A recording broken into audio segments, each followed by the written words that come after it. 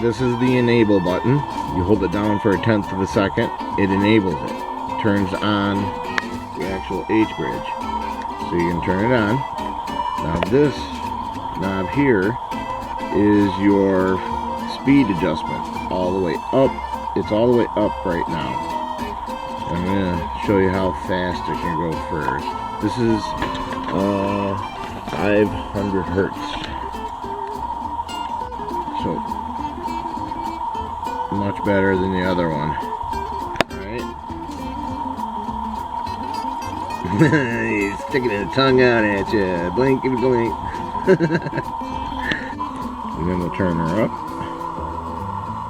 All the way to 100.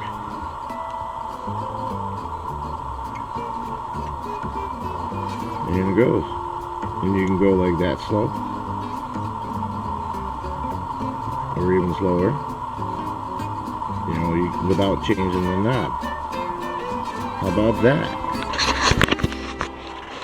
6.